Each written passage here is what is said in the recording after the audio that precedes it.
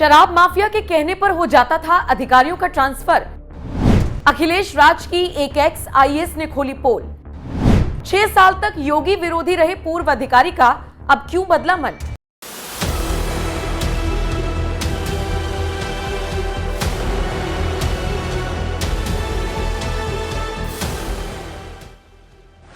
आप इसे विडंबना कहिए, सच से सामना कहिए, सुबह का भूला शाम को घर आ गया ये कहिए, लेकिन 6 साल तक लगातार विरोध करने वाला एक रिटायर्ड अधिकारी अगर अब तारीफ करना शुरू कर दे तो सवाल तो उठेंगे ही।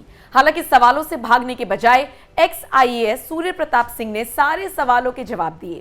जिंदगी में आए इस बदलाव की वजह से ज्यादा अखिलेश राज के दौरान के किस्से जो उन्होंने सुनाए, उत्तर प्रदेश की जनता वो सुनकर ज्यादा हैरान है। पूर्व आईएएस सूर्य प्रताप सिंह, यूपी में ये नाम जाना पहचाना है। योगी सरकार का विरोध करने वाले सूर्य प्रताप विपक्षियों के फेवरेट हुआ करते थे। फिर एक सुबह ऐसी आई जब सूर्य प्रताप ने योगी सरकार का विरोध करना बंद कर दिया और अब वो यूपी में हुए बदलाव की तारीफ करते हुए दिखते हैं। इस बदलाव का कारण उन्होंने एनएमएफ न्यूज के कैमरे पर साझा किया। साथ ही साथ ये भी बताया कि अखिलेश सरकार के दौरान कैसे एक शराब माफिया के कहने पर अखिलेश सरकार ने उनका ट्रांसफर करवा दिया था। मैंने अमेरिका से वापस आया 2014 में, तो अखिलेश यादव की सरकार थी 13 में, और अखिलेश यादव की सरकार ने बड़ा स्वागत किया मेरा, मुझे प्रमुख सचिव उद्योग बनाया और नोएडा वगैरह का सब काम देखने को दिया। उसके बाद फिर वो 8 महीने बाद एक शराब माफिया जो बिल्डर है उसके कहने पर मुझे हटा दिया, और चूंकि उसको पेनल्टी पे करनी थी 340 करोड़ की, उसको नहीं पे करनी थी, मैंने इंसिस्ट किया नहीं करना पड़ेगा तो हटा दिया मुझे। और भी कई कारण थे। तो 8 महीने रहा तब मैं। उसके बाद फिर अखिलेश सरकार के अंदर ही मेरे कई ट्रांसफर्स हुए, करीब 6-7 ट्रांसफर हो गए 2-3 साल की अवधि में ही। नकल रोकने के लिए मैंने एक नकलों का अभियान चलाया था माफियाओं के अगेंस्ट, जिसमें माध्यमिक शिक्षा विभाग में प्रमुख सचिव था मैं। तो उसमें 150 कॉलेज को मैंने ब्लैकलिस्ट किया था। उसमें मोस्टली कॉलेज थे अलीगढ़ से लेकर इटावा, फिरोजाबाद, वो एरिया पूरा था, सैफई वाला पूरा, सैफई वो पूरा इलाका था। 150 कॉलेज को ब्लैकलिस्ट किया था मैंने जहाँ नकल होती थी, और पकड़ा उनको।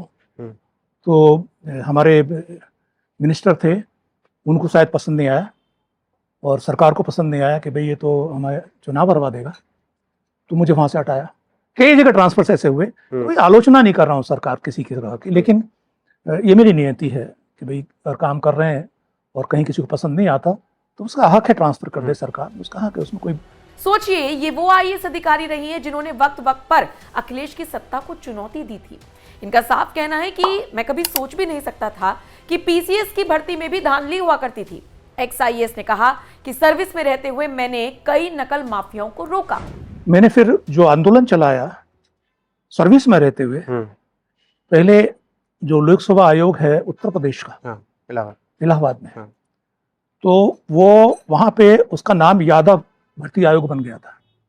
आपने देखा होगा, सुना होगा, इलाहाबाद के साइड में रहते होंगे आप, वहीं से पढ़ाई लिखाई हुई इलाहाबाद, वहीं से पढ़ाई लिखाई हुई, तो आपको जानकारी होगी। तो वो वहां पे आंदोलन चलाया।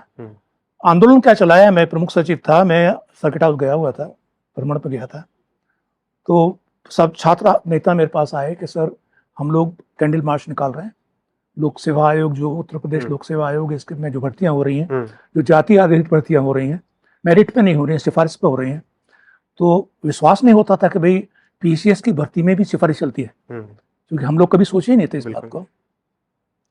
उसमें आंदोलन चलाया, वहाँ उनकी कैंडल मार्च में गया, वहाँ उसको हटना पड़ा, हाईकोर्ट ने हटाया उनको वहाँ से, और फिर नकलों का अभियान फिर भी चलाता रहा मैं, उसके बाद भी चलाता रहा। कभी योगी को bull in the Chinese shop मानने वाले सूर्य प्रताप आज मानते हैं कि यूपी बदला है। वो क्या कहते हैं योगी के बारे में सुन लीजिए।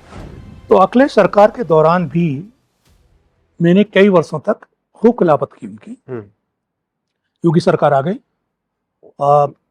हर टेलीविजन चैनल पे हम लोग बैठते थे, अब तो जाना बंद कर दिया मैंने।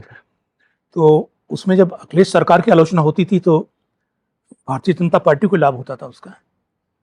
तो भारतीय जनता पार्टी की सरकार आई, योगी जी मुख्यमंत्री बने, और शुरू के 6 महीने क्योंकि पुरानी सरकार का जो धर्रा था उसको लाइन पर लाने के लिए काफ़ी हिलाना पड़ा। तो मुझे कई बार कहना पड़ा कि भाई योगी सरकार जो कर रही है, it is like someone like a bull in the China shop, कि वो हर चीज़ को डिमोलिश करे चली जा रही है, जो भी निर्णय हो रहे हैं। तो ये करते करते धीमे धीमे हमने कहा जो सरकार है उसके खिलाफ ही तो बात कर सकते हो, आलोचना कर सकते हो या प्रश्न पूछ सकते हो। जो विपक्ष में उससे क्या प्रश्न पूछना है, योगी सरकार से भी प्रश्न पूछें।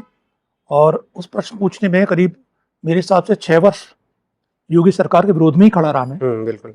और मोदी जी का तो, चूंकि मैं तो उत्तर प्रदेश में काम करता हूँ, तो मोदी उनसे ज़्यादा मेरा केंद्र सरकार से वास्ता नहीं था।